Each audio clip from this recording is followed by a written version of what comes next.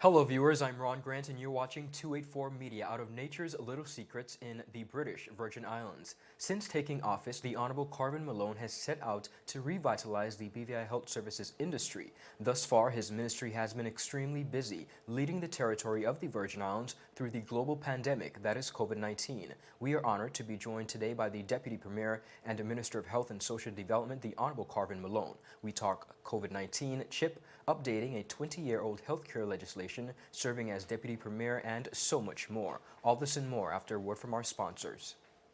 In the final analysis, we have two options. Stay inside and create memories that will last forever, or go outside and say goodbye to those memories. We're not stuck inside, we're safer inside. The time is now to unite, embrace, and love each other from a distance. Show the world and the people in it just how much they mean to you by keeping your distance. It may be difficult, but necessary. Let's reintroduce humanity and heart to all homes. While we can't enjoy the sun, sand, and sea, let's take this time to remember why we are nature's little secrets. Stay inside, and when it's over, we would all be better, stronger, and we would all still be together. With self-discipline and patience, we can overcome. We are, have been, and will always be BVI Strong. A message from your team at 284 Media.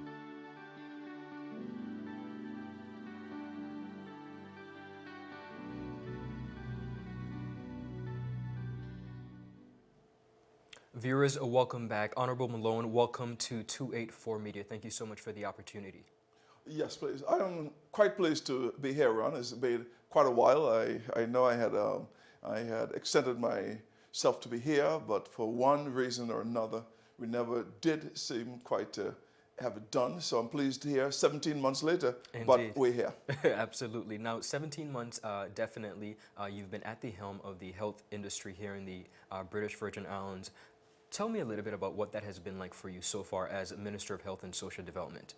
Well, in terms of the Minister of Health and Social Development, I came into an organization which had some of the top-notch professionals, both in the ministry and in the various departments that we have. And I am pleased to know that we have taken some time to get to know basically the structure of which we are operating in, and as I lend myself to be able to improve in each of these so that at the end of the tenure we would have a Virgin Islands that would have systems in place so that whether it is the British Virgin Islands Health Services Authority, whether it is the HM Prison, whether it is the center that we were going to have for Rainbow Homes, or the Autism Center, or we have the Department of Waste Management, and we have all of these that we must put together to have a better Virgin Islands. And we, under this charge, under the directorship of the Permanent Secretary, Yes. Davies, we're set out to do the work that is expected of the ministry. Wonderful. Now, COVID-19, the global pandemic that is, we've been dealing with that for the past few months here in the territory. Thankfully, as it is present, we have no active cases in the territory of the Virgin Islands. Let's talk about COVID-19 thus far and our progress, as well as how things are pertaining to that from the aspect of Health Services Authority.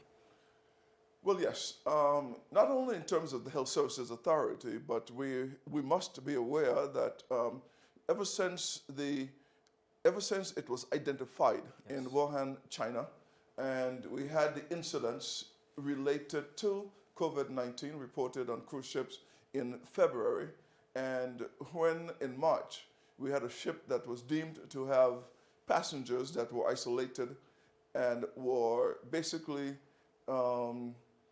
they were suspected Correct. of the COVID-19, we made a decision to turn that ship around. And once it was declared a international pandemic, we then made a decision to go into action and activate the Health Emergency Operating Center, of which we have three main legislations, of course: the Public Health Act, the Quarantine Act, and the Infectious Disease Act. that took over in terms of the Health Emergency Operating Center, which is manned by a team of high professionals together with all of the works from the various departments. So it is that fine work coming together. DDM doing their part. We had the Health Services Authority doing their part, Director of Communications doing her part, the ministry doing their part, and the Chief Medical Officer. So all of these units combined together, and we had to go to work in terms of getting the facilities ready at the Dr. D. Orlando Smith Hospital, so that we can deal with every eventuality that we have. The book on this was not written, so we had to make sure that we had all the facilities as possible ready. Now, you mentioned about closing the borders. We have now begun the repatriation of locals into the Virgin Islands coming back home. Tell me about that process and how has that been going? Well, yes, because you would be aware that in order for us to isolate and to make sure that we do not entertain the spread of COVID-19, the borders was closed, but we had a number of our citizens that were overseas, and whether they were in the UK, whether in the USA, whether they were through the Caribbean, we had to make sure that we had a phased approach in terms of how our borders will be reopened. So we made a conscious decision to first have our nationals and our belongers reintroduced, and in the first 2 weeks, we offered where the persons could be home quarantined if it had a space that would not be interacting with anyone else. And in so doing, we were able to have a number of persons applying through the registration. We opened first, as you know, the airports, because we have to have a managed approach to how this will be done. When you look at the statistics from other places that opened prematurely, then we have incidents. So to date, we had over we had over 773 persons that that were basically registered to re-enter. 586 of those persons were approved, and to date we have about 226 that were cleared in terms of they have already completed their home quarantine basis, and we've also engaged a number of facilities that we had quarantined people in. So these persons, once they went through, whether it was a government-provided quarantine space or a home quarantine, we were able to then clear 226 of those persons, all of whom tested negative at the end of the 14-day quarantine period. Wonderful. Now, you spoke a little bit about, mentioned briefly about the reopening of the borders, and of course that's going to come a little later on, but many persons have been wondering, when are we going to get to that point? Can you speak to that? Well, we have most of what we need to put in place, because our hospitals, we had to make sure that the examination ward for new persons coming in, we have upped our particular protocols for examination and swabbing and taking the COVID-19 tests. We made sure that if you go to the emergency level of the Dr. D. Orlando Smith Hospital, you'll find that there is an examination tent there, so that we can then take the swabs, we can then do whatever is required so that they don't have to enter into the main emergency area. And once we have that, then we're fine. We also retrofitted the third floor, which was the medical ward. We now have that on the 5th floor.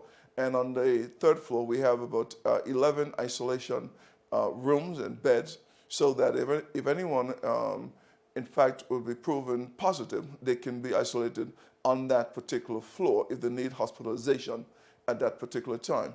We're also working steadily in terms of getting the old hospital, the 1st and 2nd floors, retrofitted so that we can have what is called a COVID unit. Okay. We've also expanded the laboratory so that we can now offer the PCR tests that we hitherto had to send to Trinidad for verification. So while our persons were being trained in the PCR test administration and in the readings, we were doubling in terms of taking the test here, taking them down to Kaffa, down to Trinidad, so that the test could be verified, because we wanted to make sure whether we came back negative or positive, it was a good negative or a good positive in terms of a test. But we have gone through that process, and now we can administer the PCR test required in order for us to have a person deemed negative or positive. Now, many persons have echoed the sentiments of the good work of the Ministry of Health, and if I may commend you and your team for the hard work that you have been doing. I don't think any minister coming into office for the first time could have imagined the level of work and magnitude of the situation, but you've continued to do your best along with your ministry professionals. Speak to the community for a bit as we continue to reintegrate and continue to move forward in a step in the right direction. Speak to persons as it pertains to what they need to be still cognizant of as it pertains to COVID-19. Well, first of all, I'd like to thank you very much for your accolades in terms of the work that has been done. But as I mentioned, the team, the HEOC team, has been working around the clock together with a number of departments. If you take the Deputy Governor's Office, for instance, they have engaged a number of persons who have been reassigned from the civil service to look, whether it was the food provisioning program, whether it was the border reentry program, whether it was the security program. They have worked tirelessly in terms of getting this done. The Cabinet of the Virgin Islands, I mean, we have been meeting ever since the 18th of March, almost on a 7-day basis. Then we cut it down to 5, 4, 3, and we are meeting still in terms of special cabinet meetings in order to get this done. We have passed 19 curfew orders, 14 days at a time, so that we can then make sure that we can better plan every step of the way. We have looked in terms of the COVID suppression and those type of acts. We've passed about 3 of them. The 4th one is due to be actually reintroduced. We have looked in terms of immigration amendments, immigration acts that we've had to pass. This is all done so that we can contain. If it is in here, we want to identify it, we want to contact trace, and we want to make sure that this is all done. When we look at the data, when we look at our neighbors all around us, the Dominican Republic is a case in where we must pay special attention. We look at the United States Virgin Islands as they hit the second wave, and every day there are cases being introduced. We look at Florida, at New York, at London, at all of the places in which our people are living or particular visitors are traveling from. And it is important for us to be mindful that this virus is yet to be eradicated. There are no vaccines, and the only solution for this right now that we have is in terms of the social distancing that we have spoken about. The only cure for this right now, not cure, but in terms of prevention of this right now, is in terms of wearing the masks, especially as it comes to public spaces. We're looking in terms of, and it will be introduced in the House of Assembly, looking at making this mandatory specifically for other areas, whether it will be in and outdoors, whether it will be indoors only, in public spaces. That is what will be debated and we'll have to do. But it is not really a debate in terms of how we look at this. We have to make sure that our facilities that we have readied ourselves for, the only way that we're going to ensure that we have enough equipment, enough space, enough beds, is to need none of them. And if we can only need none of them if we adhere to the safety protocols, hygiene standards, washing your hands, sanitizing spaces, looking at doorknobs, looking at TV remotes and so forth. So we have to be mindful that this is ever present. We were ever mindful that if we did a good job, if we kept our numbers low, then we'll have a public debate as to what is being excessive in terms of what rules and what protocols have to be adhered to. If the numbers were high, the public debate would have been what all you could have done. We rather have an argument as to how we kept people safe. That is paramount. This is foremost on our minds as to how this will be done. All right, now let's talk a little bit about healthcare legislation, which has been around for some 20 years. It has now been discussed in the House of Assembly that piece of legislation as it pertains to healthcare is up for an update. Tell us about some of the areas within the legislation that you hope to attack and have updated. Well, as I mentioned before, I came into a ministry that was hard at work. And we introduced last Thursday, I think it was, the Medical Amendment Act 2020. It was 2019 when it first brought to the floor, but it was 2015, sorry, that instructions were given in order for this to be reformed because it came into effect in 20 years ago. And it was due amendment so that it could be brought up to date in terms of registrations of your professionals. We have a number of doctors registered, number of nurses, midwives, and we had gone ahead of what the 2000 legislation had deemed. So in the amendments that we have made, we made sure that we consult not only with the ministry, not only with the CMO, not only with the Hospital Services Administration, but with private practitioners, because at the end of the day, it is a legislation that we must all embrace, one that we must all be afraid with, so that when you go to the doctor, whether it is in a clinic in North Sound or clinic in Anagata or clinic in Just Van Dyke or anyone on the main island of Tortola, that you would get the same level of care because the registration process was such that it basically credentialed all of the persons who would be attending to you, and you get the level of care that you deserve. So this is what the Medical Act was intent on doing. Make sure that the credentialing, the registration, and the continuing education classes will be a continuum, and it will be something that, of which we can all be proud of. I agree. Now, you have been an advocate and a huge supporter of a chip, and we have seen where a chip has been launched in the Virgin Islands. The Ministry of Health is the official holder of that license here in the BVI.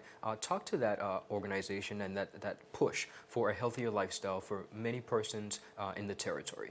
Well, the Complete Health Improvement Program is one in which, as we say, we are spending upwards of $70 million per annum on health care throughout the territory. Whether it is the 50 in the health services and the 20 outside, we're paying insurance premiums. We're going to the doctor with hypertension. We're going to the doctor with diabetes. We have 14 beds in our, 14 chairs in our dialysis center. We have 83 beds in our hospital. We have, we have expanded our labs. But the only way we're going to have all of the facilities that we need is to need as little of these in terms of services. So we must have a paradigm shift in terms of how we look at this.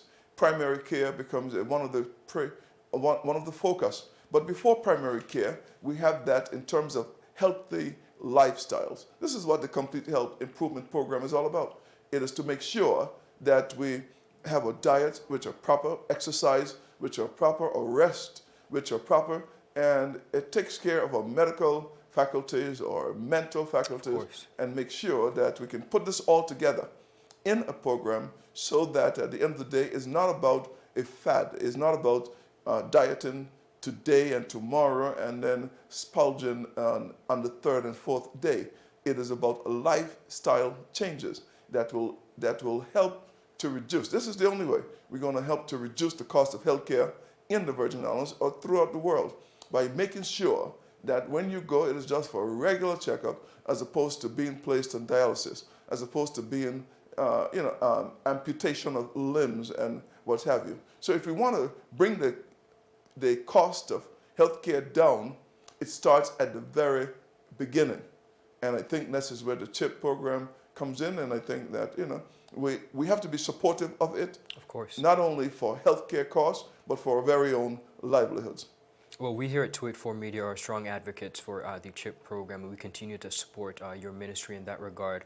Talk to me a little bit about your role as Deputy Premier. It has been reinstated a few times, and you are presently the sitting Deputy Premier of the Virgin Islands. How has that experience been for you? Well, it's been quite rewarding in terms of what we have to do. The fact is that the Constitution provides for a deputy premier post. That decision is that of the premier. And as I always say, I embrace my age, 61 right now. All And right. to get 61, you have to live long enough.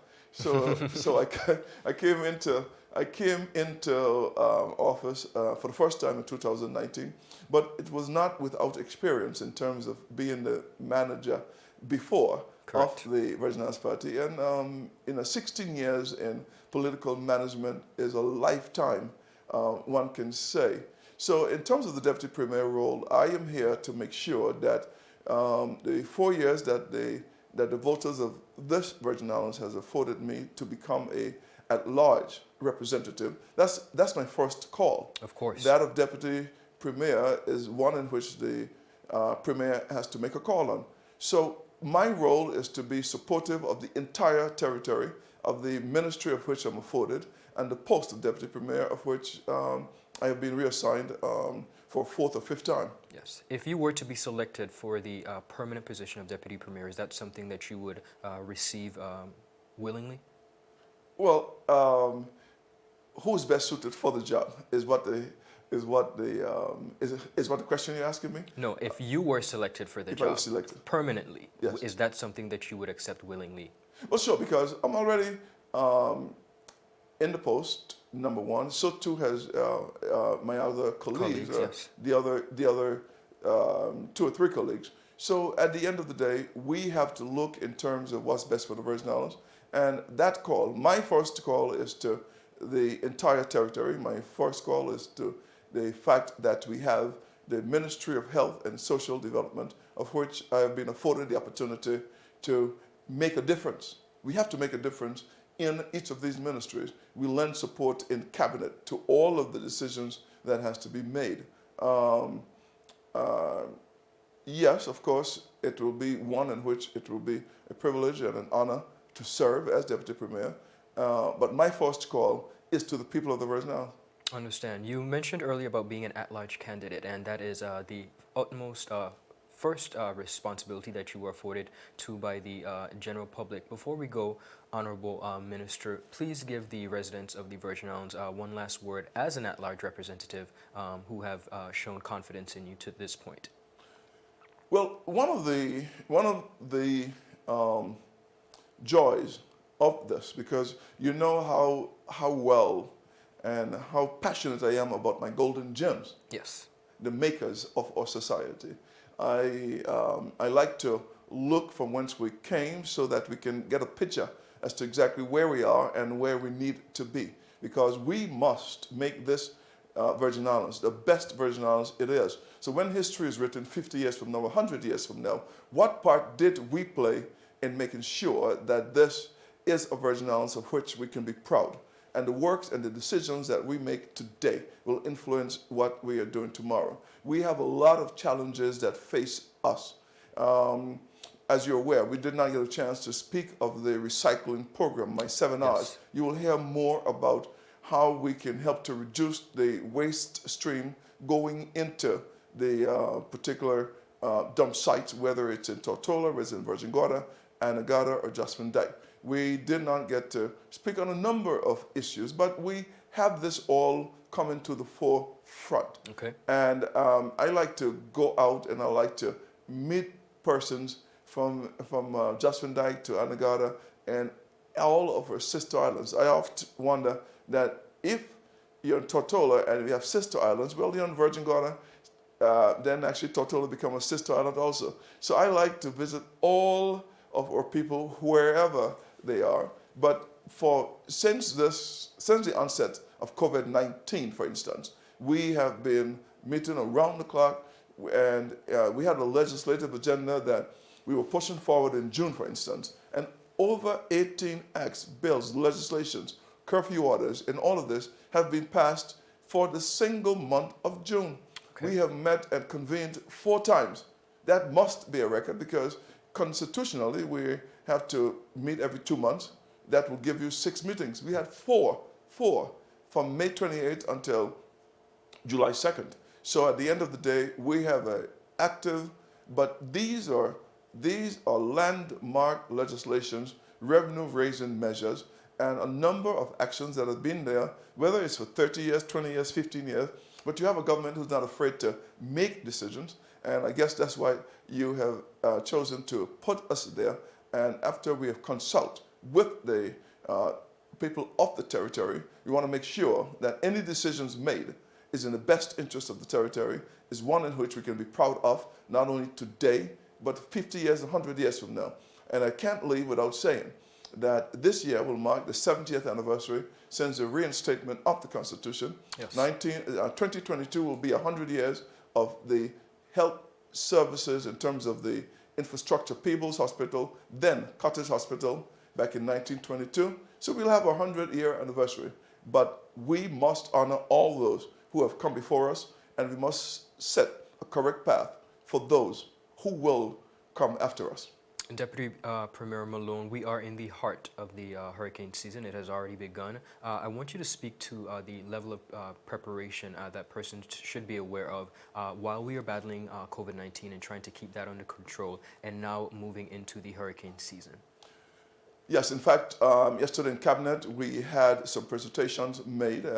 We spoke of the level of preparedness as it relates to those areas under the control. You would have heard the governor speaking of the level of readiness for the facilities. Yes, sir. But we have a number of community centers that have traditionally doubled as hurricane shelters. We are getting those that are readied, so that if there are minor works to be done, it could be completed so that we can have those afforded. We have a number of the churches who have pledged their continued support in making the facilities ready, a number of other places. And from our point of view, we're looking, number one, making sure that the healthcare services are ready, making sure that our centers are ready, making sure that our food supply and our food banks are ready. We're making sure that if on the unlikelihood that we were to be influenced, and heaven forbid for another high-level category, that we would be ready for the transition, making sure that our territory can continue to actually survive, to operate in an area or in an arena that would be fitting for continuation of our government, of our people, and of our livelihoods. Indeed. Honorable Deputy Premier, thank you so much for taking this time with us today. We appreciate you, and we continue to wish you the very best as you execute your duties as a Minister of Health here in the British Virgin Islands.